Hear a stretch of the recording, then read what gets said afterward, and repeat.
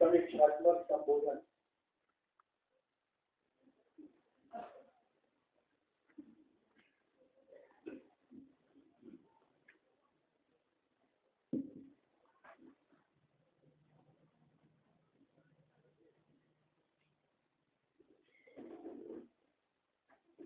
तीन दिनों की कार्यशाला का आज पहला दिन।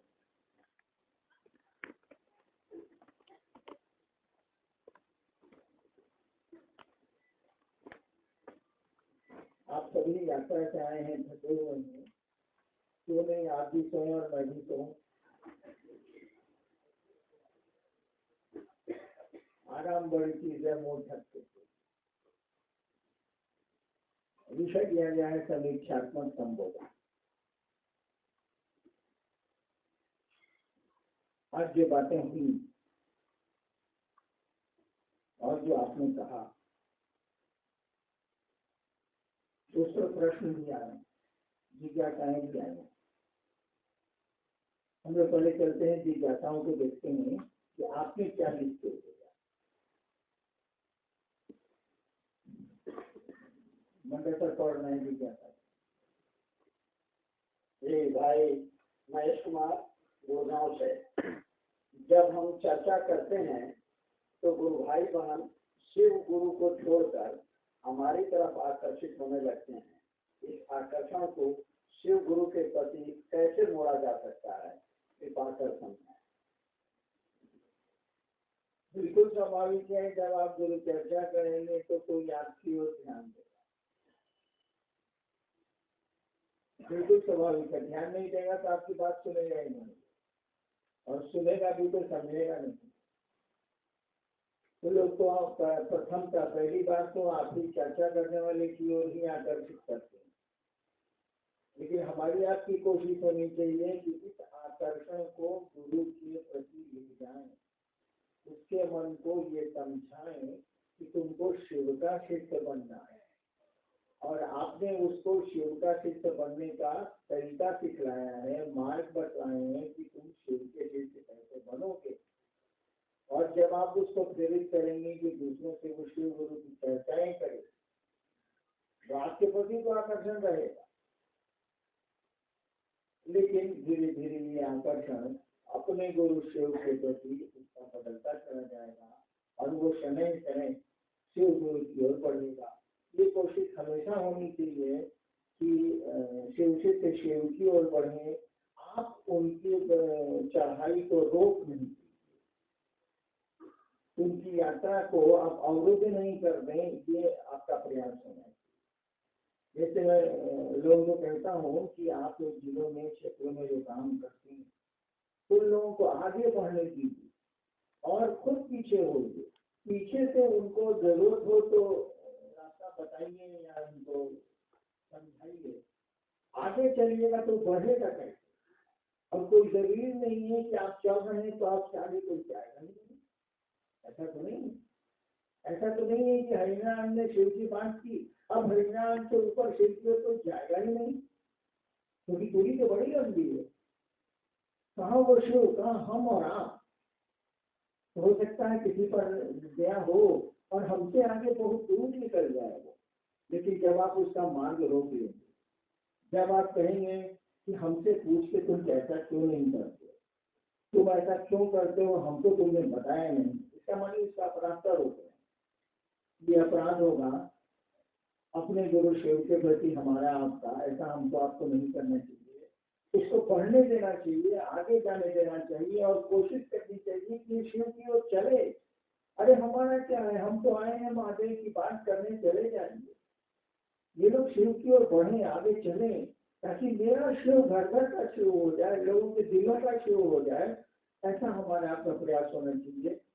ऐसा नहीं कि वो आपके अधीन रहे, आपके बस में रहे वो आदमी, तब तो आप जहाँ है वहां वो रुक जाए, आगे जाएगा ही नहीं। इसलिए हमारे की कोशिश होनी चाहिए कि लोग शिव की ओर बढ़े, अपने गुरु की ओर बढ़े, और हम आप उसका रास्ता नहीं रोकें, हटे वहां से। इसलिए मैं उनको दिलासा भी होने की दुनिया और जीवन तरीका।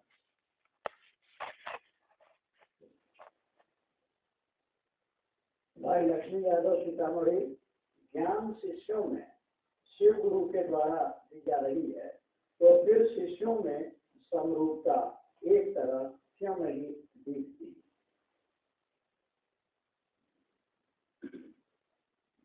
प्रश्न करता स्पष्ट नहीं कर पा रहे हैं अपने सवाल को। उनका कहना है कि ज्ञान शिव के द्वारा दिया जा रहा है, तब लोगों में एक रूपता क्यों नहीं दिखेगी ही नहीं? क्यों? शिव तो सबका है ना।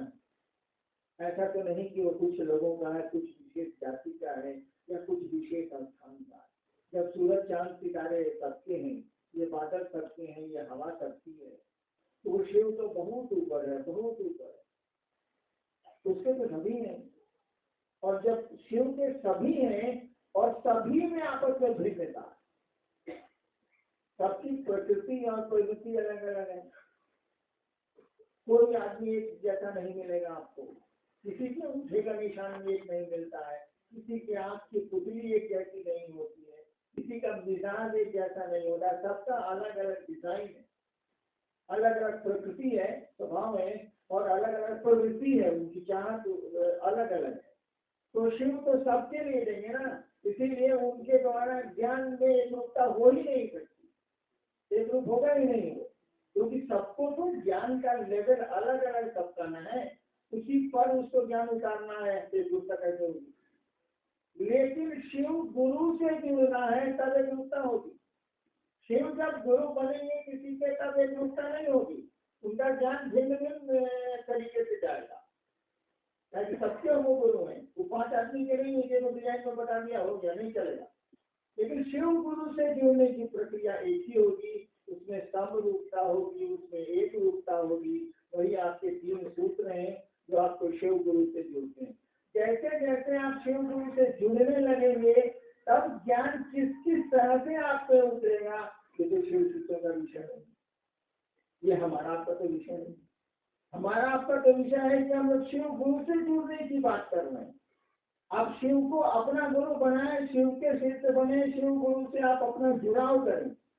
अब गुरु आपको किस तरीके से ज्ञान देके वो शिव बनाएंगे, गुरु का काम ही है वो शिष्य को शिव बनाते हैं, किस तरीके से बनाएंगे ये गुरु का विषय है। वहाँ एक रूपता नहीं मिलेगी, वहाँ भिन्नता मिलेगी, भिन्न तरह के लोग हैं।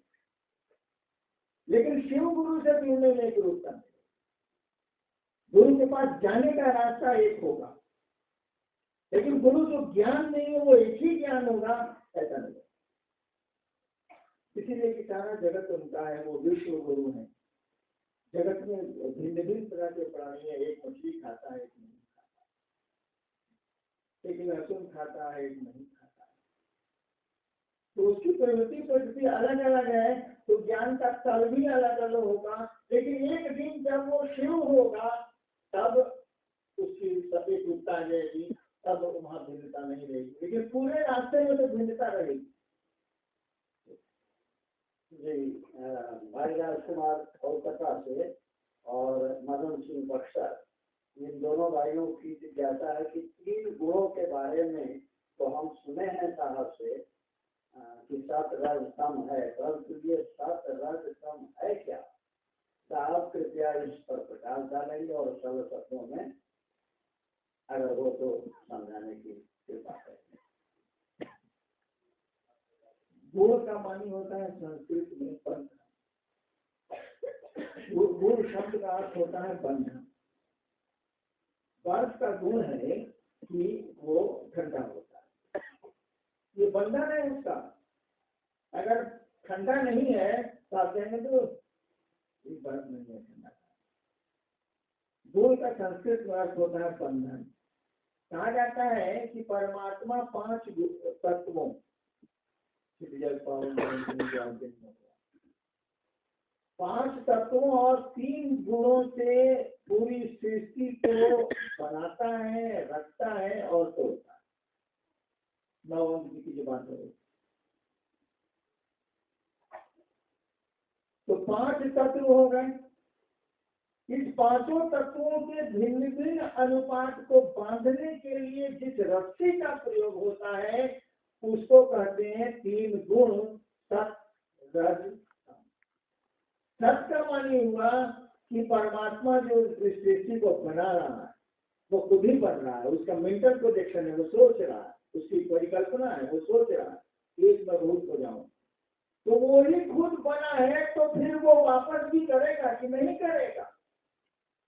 शिव जीव बन रहा है तो फिर जीव शिव बनेगा कि नहीं बनेगा? वो उसी का मैनिफेस्टेशन है ना, उसी का, हिंदी में बोले तो उसी का विग्रह है ना, उसी का फैलाव है ना।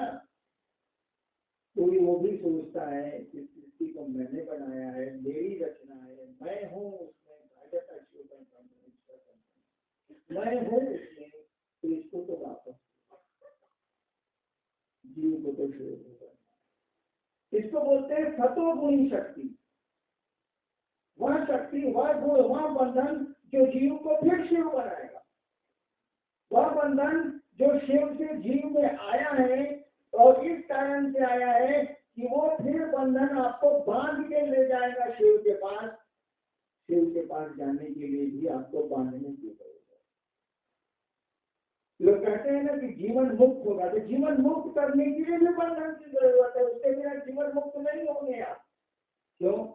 उस शिव ने सृष्टि की इच्छा की, जगत बना, जीव बना, जीव में जगत का आकर्षण आया। मनुष्य जो है जगत के आकर्षण में रहता है, ये उसका स्वभाव है, उसका गुण है। तो जिसका गुण ही है जगत के आकर्षण में रहने का, वह शिव की ओर चलेगा कैसे?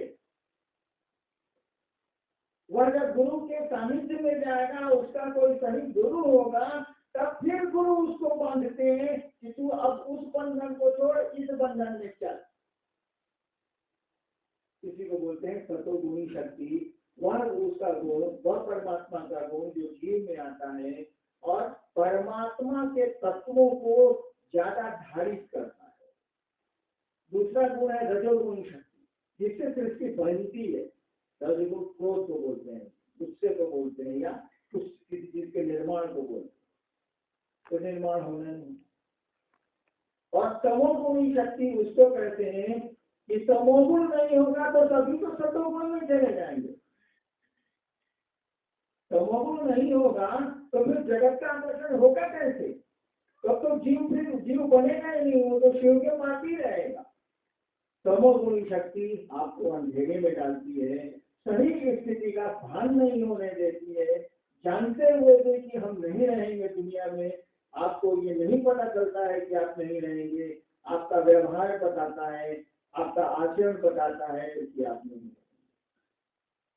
ये तमोगुणी शक्ति है जो आपको अंधेरे में देखने नहीं देती, सही स्थिति का आपको पता नहीं चलता है, आप सही स्थिति समझ ही नहीं पाते हैं, जिस तरह से अंधेरे में आप सही स्थिति का अंदाजा नहीं कर सकते। टटोलते हैं 2-3 दिन के साथ में आप टटोलते हैं, वैसे ही जगत में हम लोग टटोलते हैं, सही स्थिति का हमको आपको ध्यान नहीं होता। ये परमात्मा का गुण है जिससे सृष्टि बनी है। आदमी भूल गया है कि उसको यहाँ से जाना है, जानता है वो।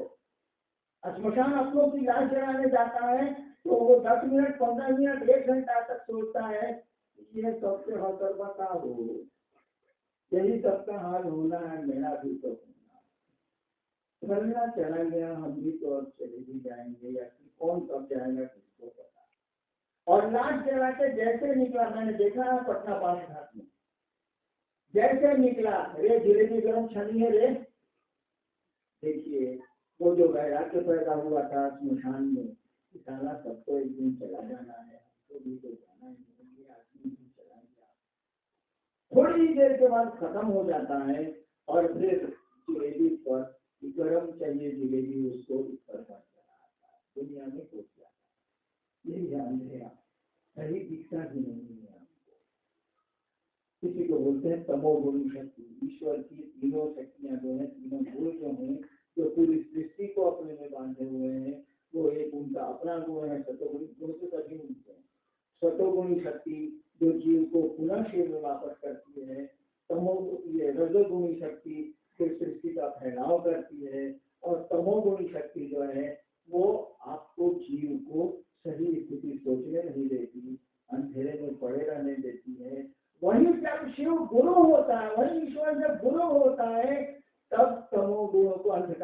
अपने त्रिशूल से विदीर्ण करता है और तब धीरे धीरे आप रजोगुणी शक्ति को भी पार करते हैं, सतोगुणी शक्ति के सहारे फिर शिव की ओर फिर परमात्मा की ओर आते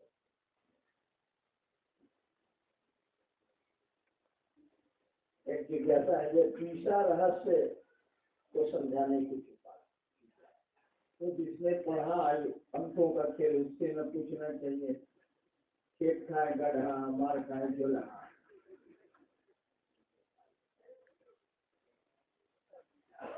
तीसरा रहस्य आपको अंकों के विज्ञान में सुनने को मिला होगा कि एक परमात्मा 5 तत्व 3 गुण सृष्टि पर रहेगी, कोई चीज बनेगी तो रहेगी सृष्टि पर। परमात्मा के बाद 5 तत्व सृष्टि के लिए महत्वपूर्ण है, इसीलिए 5 का महत्व बढ़ा। उसके बाद 3 गुण महत्वपूर्ण है, इसीलिए 3 अंक का महत्व बढ़ा। यानी एक परमात्मा और सृष्टि की शक्ति का गुण 8 हुआ कि नहीं हुआ? 9 हो रहा था ना भाई, हम अलग कर दिया। 1 शिव और शक्ति का 8 हुआ ना, 5 होता तो 3 को गुण 8 हुआ 9। कहा कि इसी 9 में ना पूरी सृष्टि, इसी 9 के भीतर पूरी सृष्टि है। अब कोई विशेष कार्य करना है, कोई खास काम करना है, तो कहा कि स्थान को बांधोगे ना भाई, जगहिया से बांधोगे तो पता ही नहीं चलेगा कौन जमीन है। तो चौहद्दी बताइएगा ना भाई साहब, जमीन का ढला है तो कोर्ट में चौहद्दी बताइएगा ना, उत्तर नहीं, पूरब नहीं, पश्चिम नहीं, दक्षिण नहीं, हम लोग कोर्ट में कर कैसे चौहद्दी बताओ, सब पता चलता है जमीन कहाँ पर है, सब ना मुकदमा चले। तो दिशाओं में बांधिएगा ना, स्थान में उसको बांधिएगा ना किसी पावर को, तब ना वहाँ एक्ट करेगा, शक्ति वहाँ काम करेगी। तो कहा कि 4 वो मुख्य दिशाएं और 6 वो दिशाओं के चलते कोण में भी दिशा बनी है, 10 तो हुआ। तो कहा ये 9 गुने 10 हो गया 90। इसी 9 को 10 से नहीं गुना करके, गुना काहे किया गया, जोड़ा नहीं है। कहा कि 10वें भाव पर 20वें भाव पर दिशा राज है, जोड़ा काहे नहीं गया, गुना काहे किया गया। एक आदमी बीमार पड़ा है, दिल्ली से आया है सेवा से, आज उसकी बीवी और बेटी आते हो बराबर पिता दारू पीता है, बीमारी हुई है उसकी बीवी और बेटी क्यों हो रही? कर्म उसका है, कर्म फल उसका है, प्रभावित हम सभी ने एक बार तक मजा लगा ये पूछने के लिए क्या बोला। तो बीमार पड़ा हूँ, हरिनाम करे तुम घर में हो एक महीना तक, इसीलिए कि कर्म फल सीधे नहीं चलता है, घूमता है, गुणा होता है। ये 8 16 नहीं है, 8 है 64 है। ये सबको समेटेगा। घर में एक आदमी खाता पीता है, गलती से या दुर्भाग्य से वो चला गया दुनिया से, तो सबको भुखमरी हो जाएगी। देखिए कर्म उसका था, फल उसको मिला, दुनिया से चला गया, इस दूसरे का भुखमरी हो रही है भाई साहब। इसीलिए कि 8 8 16 में होता है, इसलिए नहीं चलता है, ये घूमता है, गुणा होता है। 8 8 64 हो जाएगा, 8 8 16 नहीं होगा। तो कहा कि 9 को गुना करो नहीं यार 10 से, और कहा कि तीसरा बांध दिया, ऊपर नीचे छोड़ दिया रे, अरे आकाश का पाताल छोड़ दिया ना। तो कहा इसको भी तो गुना करना होगा, तो 10 दूनी 20, 10 दिशाएं आकाश पाताल 2, 10 को 2 से गुना किया हो गया 20, और 20 को गुना कौन कैसे कीजिएगा, 9 से नहीं कीजिएगा भाई, 9 से गुना किया। काहे 9 से गुना किया कि पूरी सृष्टि 9 के भीतर है, उसके बाद भाई उसके बाद दूसरे में यही है गीता रहस्य। गीता रहस्य का मानी यंत्र में सीधों से जोड़िएगा, एक रस्सी होगा, एक रस्सी, एक रस्सी, एक रस्सी। यंत्र है ये गीता रहस्य, किस काम में आता है मेरे?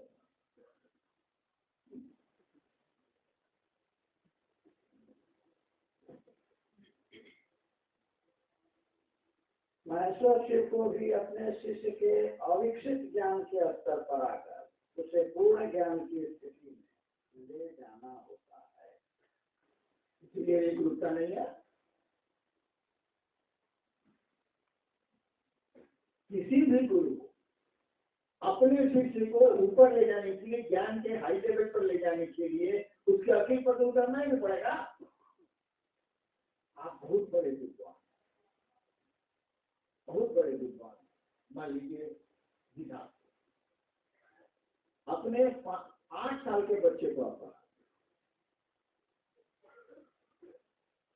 अब उसको पढ़ाइए अप्लाइड मैथमेटिक्स जो IAS में आता है, उसको तो समझाना ही होगा बाबू, ये गुणे, ये इतना होता है, ये इतना होता है, A + B = होल स्क्वायर इतना इतना होता है, इसको याद करो। यानी देखिए, आप मैथमेटिक्स में बहुत बड़े प्रोफेसर हैं और अपने छोटे बच्चे 8 साल को पढ़ा रहे हैं, तो आपका सब ज्ञान हवा हो गया, आ गया बच्चे के ज्ञान पर। वही कहा गया है कि उस शिव को भी, सबसे बड़ा गुरु है ईश्वरी है, उस गुरु को भी अपने शिष्य के अविकसित ज्ञान, शिष्य समझ अविकसित ज्ञान है उसका ज्ञान विकास को नहीं पाया है, अपने शिष्य के अविकसित ज्ञान के स्तर पर, लेवल पर आके उसको ले जाना पड़ता है। नहीं आने से ले जाएगा वो जो समझेगा वही ना समझाइएगा भाई साहब, जो पूछिए नहीं रहा है कौन सी समझा रहे।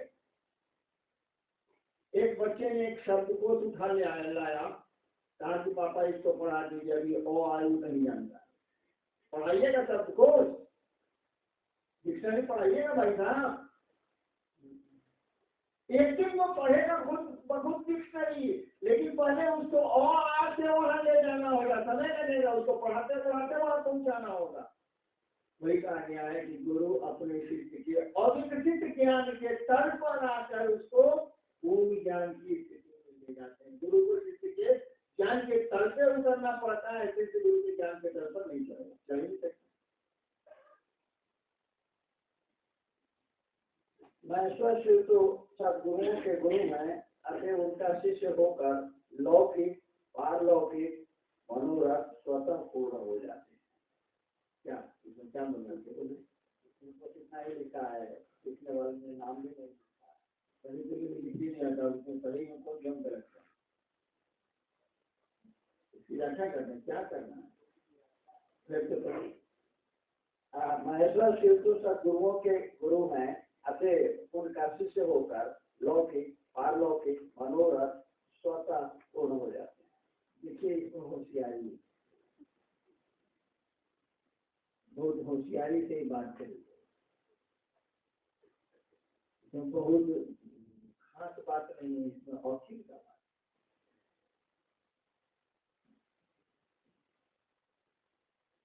मैं धरती पर जिस जाति से आता हूँ, माफ करिएगा, उस जाति के बारे में कहा जाता है कि सारे का तो बड़ी औखी है, तो लेनवा में औखी भरा हुआ। महेश्वर शिव सदगुरुओं के गुरु में बिल्कुल नहीं है, सबके गुरु है। सदगुरु हो जाए उसके ऊपर पूछ सकते होंगे, दूसरे भी जब वो गुरु होते हैं तो लौकिक पारलौकिक मनोरथ सब स्वतः पूर्ण हो जाते हैं, कुछ करने की जरूरत नहीं है। जब शिव गुरु आपके हो जाएंगे भाई तो कौन मनोरथ बचेगा, तो बता दीजिए, तो बुझाइए जाएगा कि कारण क्या है। शिव गुरु हो जाएगा, बुझाएगा कहा जमीन रहना चखना। हमारे पास 100 एकड़ जमीन हमको है, इसी जमीन पर हम आज तक इतनी उम्र सोचते हैं कि तरह हम मरिए जाएंगे तो कुछ करें, छोड़ दिया तो छोड़ दिया, यूनिवर्सिटी साढ़े घंटे। अब आप कहिएगा कि मनोरथ पूर्ण होते हैं, सारा मनोरथ से नहीं है तो पूर्ण कौन सी होगा?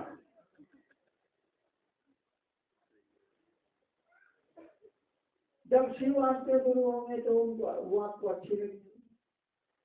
जब वो अच्छे लगने लगेंगे तो जीवन मुक्त होना, मोक्ष होना और आध्यात्म के उच्च शिखर पर चला जाना आपको लगेगा सभी बहुत बढ़िया। आपको तुरंत समझ में आने लगेगा खुद ब खुद कि तुम्ही मेरे सब कुछ हो, त्वमेव सर्वम मम देव देवम, तुम मेरे सब कुछ हो। रिश्ता जब बढ़ता है ना सब सब समझता है एक क्या आपको धीरे धीरे लगने लगा कि ये छत्तीस के महादेव तुम्हें नाम पर सब कुछ गुरु तो छपे करते सब कुछ हमको सुनते नहीं आते गलती सब कुछ तो बोलने गए त्वमेव सर्वम, तुम मेरे सब कुछ हो। त्वमेव सर्वम मम देव देवम, मेरे देवताओं के देवता हो। क्या मनोरथ बचेगा? एक ही मनोरथ बचेगा कि मेरा महादेव थोड़ा सा और उसको प्रतिष्ठा मिल जाए, लोगों के दिल में समा जाए, उसका उसकी हुकूमत चलने लगे। किसी की हुकूमत चले वो समझते हैं यही चाह तो बस, बाकी सब सोचेगा घर चला। एक फकीर रात के समय में एक घर के सामने खड़ा हुआ था। फकीर और एक चौकीदार उस घर के सामने खड़ा। फकीर ने चौकीदार से पूछा सराय किधर है? धर्मशाला उसको ठहरना था। फकीर ने उस चौकीदार से पूछा, दरबान से पूछा सराय किधर है? दरबान ने कहा गली के उस पार। तब तक उस मकान का मालिक नहीं। उसने पूछा बाबा क्या पूछ रहे हैं? फकीर ने फिर वही बात कही, सराय किधर? उस मकान के मालिक ने भी वही उत्तर दिया, गली के उस पार। फकीर ने कहा ये क्या? उसके घर को देखो, कहा कि जी मेरा घर है। फकीर ने पूछा किसने बनवाया? उसने कहा मेरे दादा ने। कहा कितने देर पहले हो? 4 साल बनने के बाद। कहा उसके बाद कौन इसका मालिक हुआ? कहा कि ये मेरे पिताजी। वो कितने दिन रहे? 40 साल। कहा कि तुम कितने दिन रहोगे? कहा बाबा नहीं। कहा कि गली के पास उस पार सराय है, तुम ये तो चला है कोई चल रहा है, ये सिपाही में लोग आ रहे हैं जा रहे हैं, 2-4 साल को 40 साल में तो उधर तो जब शिव गुरु हो गए तो ये बात आपको समझ में आने लगी, सोचा समझ में आने लगी, खुद बहुत समझ में आने लगी। कोई मनोरंजन नहीं बचेगा, न मकान बनाएगा, न गाड़ी चलेगा, न कपड़ा का, न जूता का, कुछ समझ में आएगा कि सारा एक साथ लोग जूता पहन सकते हैं, ऐसा था एक साथ जूता पहन के घूम सकते हैं, नहीं घूम सकते तो खाते रोते चले जो रहेगा टूटेगा तो दूसरा आएगा। कोई मनोरंजन नहीं बचेगा, वो आपको उल्लू बनाया जा रहा है। तभी मनोरंजन पूर्ण होते हैं, मनोरंजन ना बची तो पूर्ण होती उल्लू बनाया।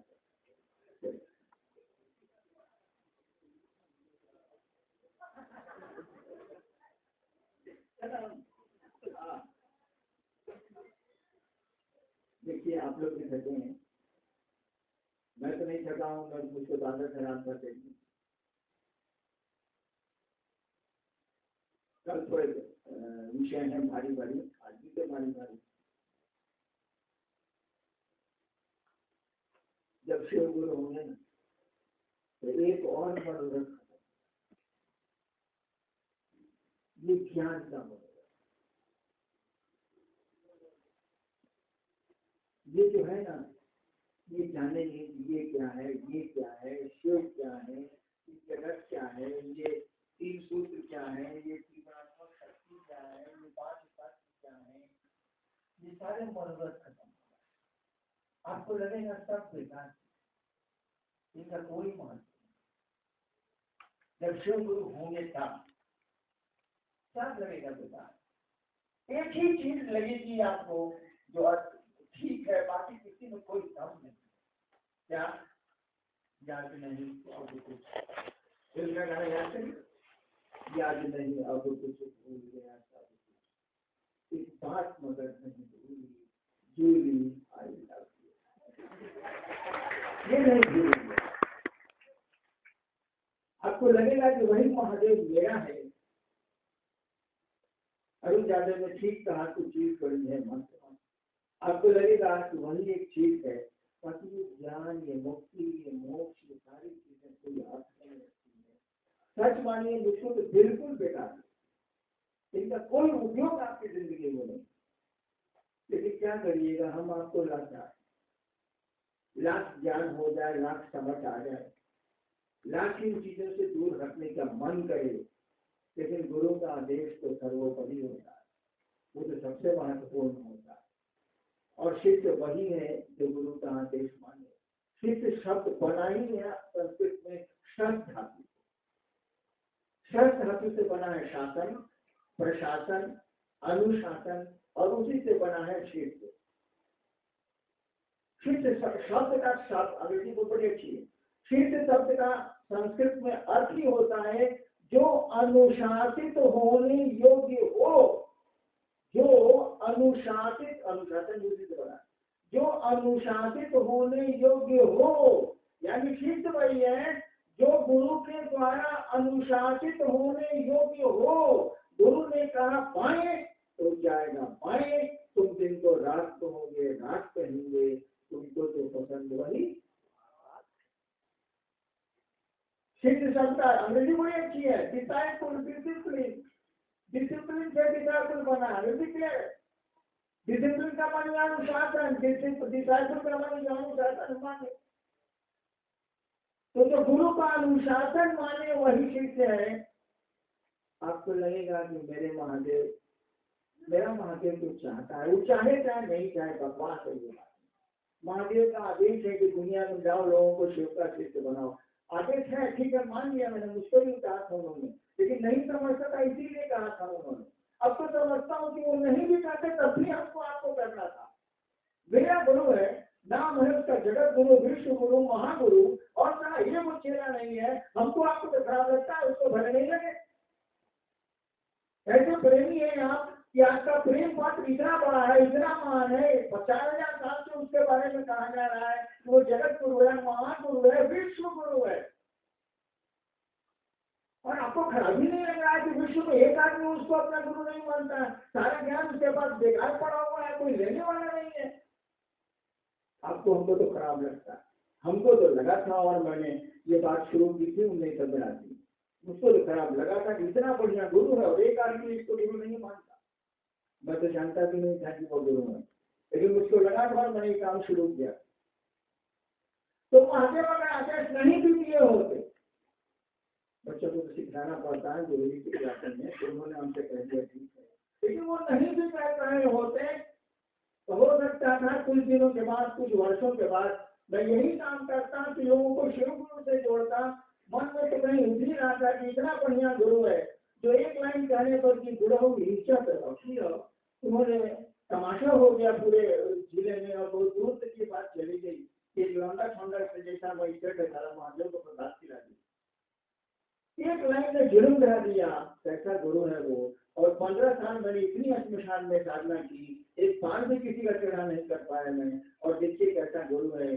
कुछ नहीं किया मैंने, न नमः शिवाय किया, न महादेव को प्रणाम किया, कुछ नहीं किया। क्या करना मैं उस समय तो संकट की घड़ी थी, मेरी दाव पर लगी थी।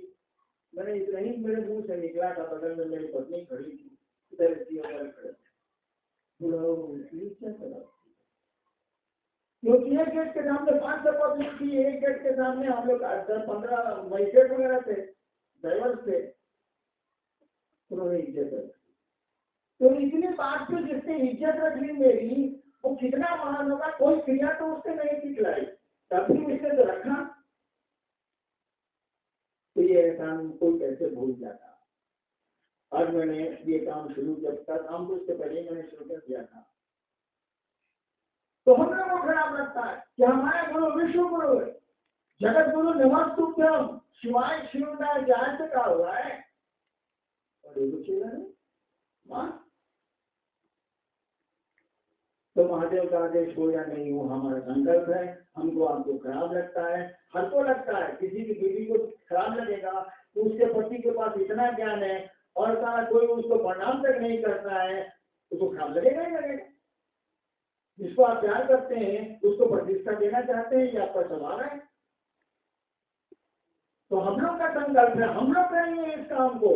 महादेव आदेश दें न दें, दया करें न करें, इससे कोई बात नहीं है। हम लोग तो शिव की शक्ति है कि नहीं है भाई?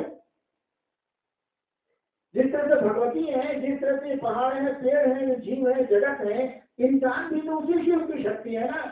ये देवियां हैं, हम लोग भी तो शिव की शक्तियां हैं। तो शिव की शक्तियों को अपना काम करने का अधिकार है, हम लोग को नहीं है। हम लोग भी शिव की शक्तियां हैं। जितनी शक्ति हम लोगों को महादेव ने दी है इस शरीर में, मनुष्य आत्मा को जितनी शक्ति दी है उतना तो करेंगे। बाद में महादेव से दया मांगे, जितनी दया पैदा हुई कि ना हुई, लेकिन जितना फल हमको आपको उस महादेव ने दिया है उसका प्रयोग हमको आपको करना ही करना चाहिए। हमारी गुरु की इज्जत कमाना है, हमारे गुरु की प्रतिष्ठा का सवाल है। वो जगत गुरु और जगत में वो चेहरा नहीं है। डूब पाना चाहिए हम लोग को चिल्लू भर पानी में। महादेव का आदेश है, गुरु आदेशित ये करने, ठीक है उन्होंने कहा था तो हमने लिख दिया गुरु आदेशित कर। लेकिन जब महादेव ने कहा था उसके पहले से मैंने शिव सिद्ध कराने शुरू किए। मैंने 82 में शुरू किए थे और ये 85 या 86 में उनका आदेश है।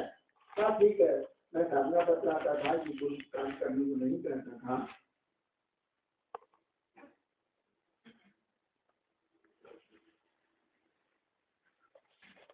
ये काम तो मैंने 82 में शुरू कर दिया, किसी ने आपको नहीं कहा था, न महादेव ने कहा न किसी ने कहा, किसी ने आपको नहीं कहा था।